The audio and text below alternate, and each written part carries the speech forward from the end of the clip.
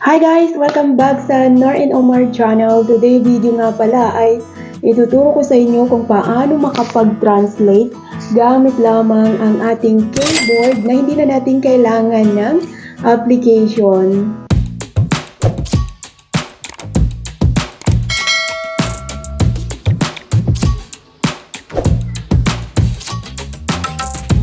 So, kagaya ng title ng video na ito na paano makapag-translate gamit lamang ang keyboard na hindi na natin kailangan ng application. Ito nga pala ay special sa mga may ka-chat na foreigner. Kahit pa paano ay makaka-reply tayo ng English. Kung English naman yung gusto natin. Kasi marami rin mapagpipilian na lengguwahe. Mayroon ding Arabic, Japanese, Korean language. Ayun, depende sa atin kung ano yung gusto natin na lengguwahe ang gagamitin natin. So, wag na nating pangpatagalin. Punta na tayo sa Messenger. Sa Messenger muna tayo. Sa Messenger natin subukan muna. Bali, maghanap tayo dito ng makausap natin na ibang lahi. Mayroon pala akong din na-replyan si Dani Safari. Isa siyang Indonesian, katrabaho ko dati. I-chat natin siya ng lengguwahe nila. Pero yung chat niya na yan sa akin ay Arabic. Pero sa ngayon ay i-chat ko siya ng kanyang lengguwahe. Bali, click natin yung 3 dot na iyan. Punta tayo sa translate. Click natin yung translate na yan. Bali, yung nakalagay dyan ay Tagalog into English. Bali, palitan natin yung English na nakalagay dyan. Palitan natin ng Indonesian. Bali, ayan, click natin yung Indonesian language. Bali, ang ibig sabihin ng chat na yan ni Dani na Nor inti wen sugol ay Nor, saan ka nagtatrabaho? Yan ang aking pagkakaintindi. Kasi hindi rin kasi ako kagalingan sa Arabic language.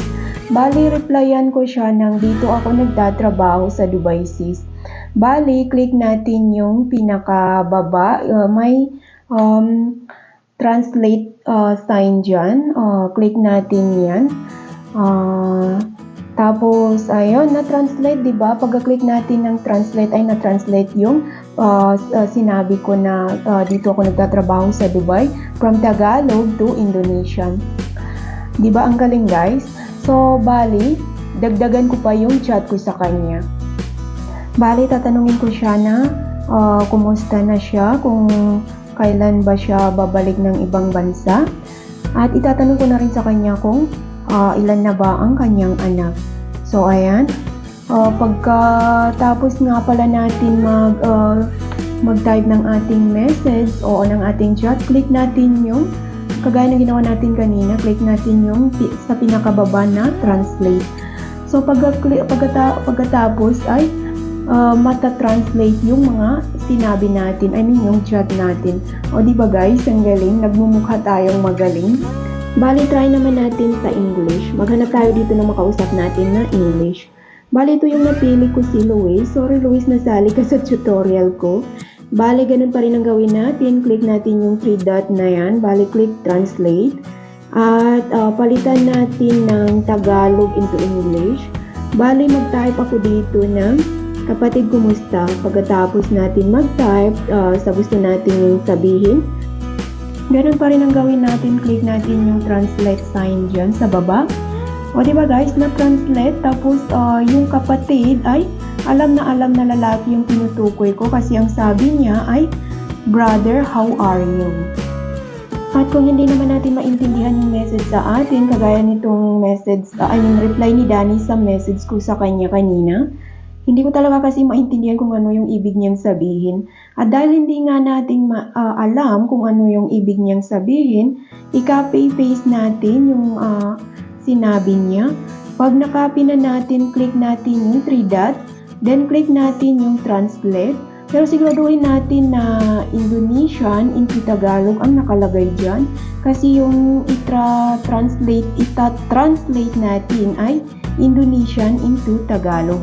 Bali, i-paste natin yung message niya. Then, click natin yung translate. Ayun, yun pala ang ibig niyang sabihin. Oh, good news, may 2 na akong anak. At dahil sa gusto ko siya replyan, delete ko na muna yung ah, reply niya na, delete ko na muna yung i-translate natin. So, ganun lang kadali ang gagawin natin. Di ba guys, ang galing? Nagkakaintindihan ng hindi magkaintindihan. Bali, try naman natin ngayon ang mag-search kay Google. Bali, ganun pa rin ang gawin natin. Click natin yung 3 dot na iyan. Bali, ang gusto ko ay Tagalog into English. Bali, palitan ko yung Indonesian ng English. Bali, mag-type ako dito ng mga salita. Halimbawa lang ito guys, wala kasi akong maisip na ita-type. Bali, ano nga ba? Oh, so ganito pala. Paano gumawa ng bata? Ayan. Halimbawa lang ito guys kasi wala akong maisip na sasabihin. Bali, pagkatapos na natin mag-type, ay click natin yung translate sa pinakababa. Ganun sa ginawa natin kanina. Ayun, di ba guys? Yung sinabi ko ay paano gumawa ng bata ay napakaganda ng grammar ang ibinalik sa atin. How to make a child. O, di ba guys? Ang galing.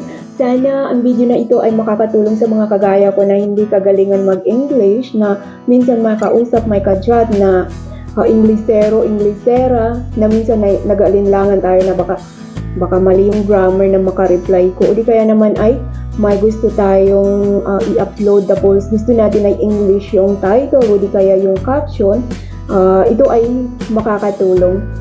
So hanggang dito na lang yung video natin ngayong araw, and please guys, pa-support naman, paki-hit naman yung like dyan kung nagustuhan mo ang video na ito, at mag-comment ka na rin kung may gusto kang iparating sa akin, at paki-subscribe na din at paki-click na din yung notification bell button dyan.